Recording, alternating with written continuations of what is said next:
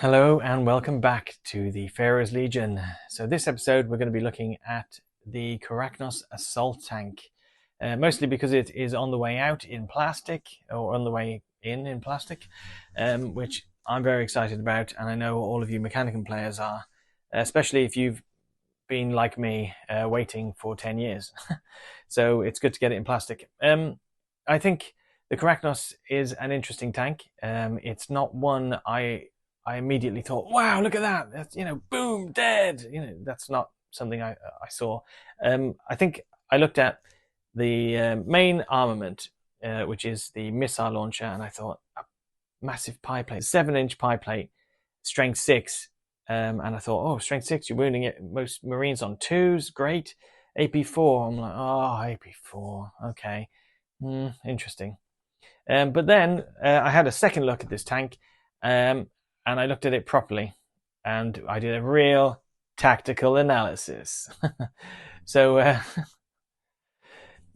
so analyzing the tank properly, I think I wanted to look at it. What is its main function? What is this tank's main function? And how are you going to use it on the battlefield? So, what's its role? How are you going to get it to do that role? Okay, so firstly, its role. Looking at all its weapons together, it is an anti-infantry tank, and I would say it could take on anything with a 3-up save, definitely, and I think it still has enough to threaten anything with a 2-up save. So if you want a heavy infantry, and you want to go for anything with a few more wounds, even, let's say Terminators generally, I think, yes, this is the tank for you. Also, if you're thinking about shooting at other Myrmidons, for example, because I know obviously this is a Mechanicum tank, so you're going to be looking at fighting some Dark Mechanicum, robots, and Marines, So the main gun, the assault, the mortar, the mortar, I really like that it's got 60 inches, it's a barrage weapon. So you are able to shoot things that cannot see you. So, and from a very long distance, you have Marines camping, or a unit camping far away, holding an objective. Probably not a well-armed unit, because they're just a small unit that people are using to not fight but hold objectives. Something with line. You can take them out from miles away. Lovely. And you've got that large blast, and then you can also pin them to stop any reactions. The other thing this tank has many things. So strength 6 is useful, but when you're wounding anything, it has flashbane, so you are wounding on 2s anyway, whatever it is, and that includes machines, dreadnoughts, whatever. They can force you to re-roll those, but you're wounding on 2s, so who cares? Flashbane, pinning, shell shock 3. Now shell shock is an interesting one, because that will bring down the leadership by 3 when you are pinning. So you're going to be pinning things with, leadership 5. Of course you are. And that's if they don't run off. So I think I really like that. The main gun is lovely. Now, the weird thing about the main gun is it is also strength 6. Okay, that massive 7-inch blast is strength 6. So why does that matter? It matters because that makes this a defensive weapon too. So if anybody does get a line of sight on you, and they do shoot at you, you can return fire with that pie plate. And I just think that's very nice. That is cool. So returning fire, possibly pinning them before they shoot and may possibly charge you.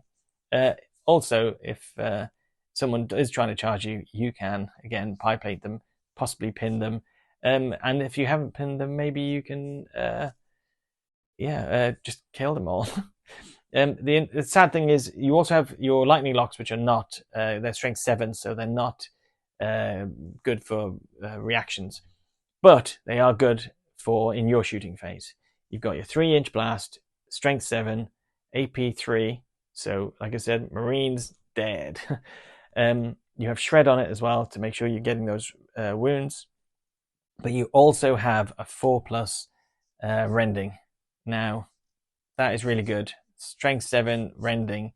You're going to be scaring tanks, and you're going to be killing troops, heavy troops as well.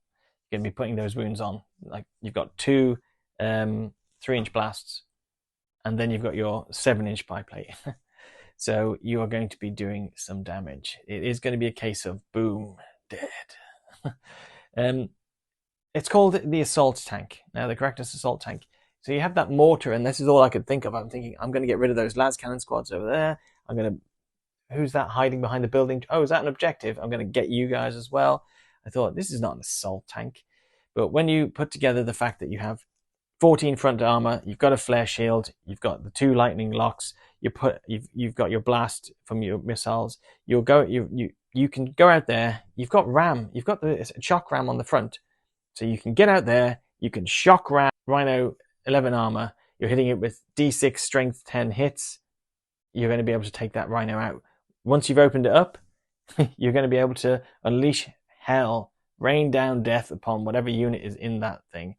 And I just don't see them recovering enough to be a threat to you, even a combat unit, you know, something, even with melter bombs or whatever. I just don't see them hurting you. So you ram that vehicle, you open it up, you destroy them. Let's say they decide, say they're not fully dead. Okay, you're not fully dead. Go on, shoot me. Shoot me, I dare you. And even if they don't shoot you, you can react in the assault phase. You want to get that melter bomb onto me? Come on, pie plate, another pie plate. You know, you can probably pin them before they even assault you.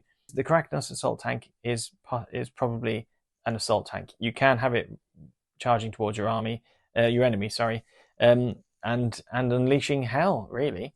Because I think, as much as I do like the idea that you can use it as an artillery weapon, I think that is only if you cannot make it over there. Use it as artillery, fire it. It's not ordnance, so you can, you know, move and fire all your weapons, as long as you obviously don't move too far. It's a good tank. 225 points. High price, fairly high, but can you really decimate? You can decimate pretty much anything. It is possibly worth it. If I'm honest, I would probably take 2 of these just to be sure. I think 2 of them raining down death, and I think that about most kind of things like this. You want to take 2 of something that will be perceived as a threat.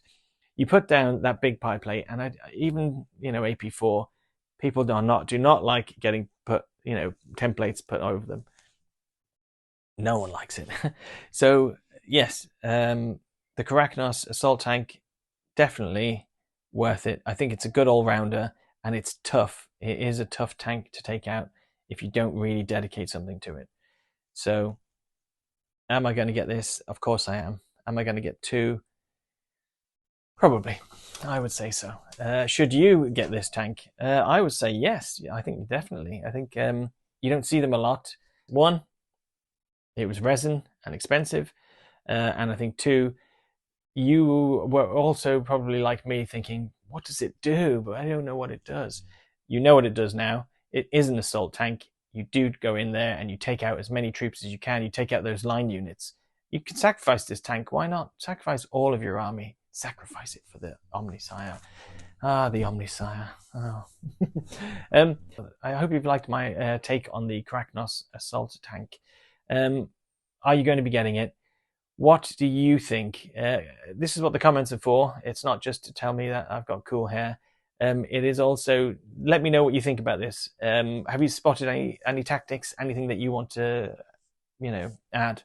Also, if you have a unit in any army and you're not entirely sure, put it down in the comments. I'll analyze the unit and drop a video for you. Thank you. Don't forget, if you like what you see, press the like button, subscribe, and if you want more, come back for more.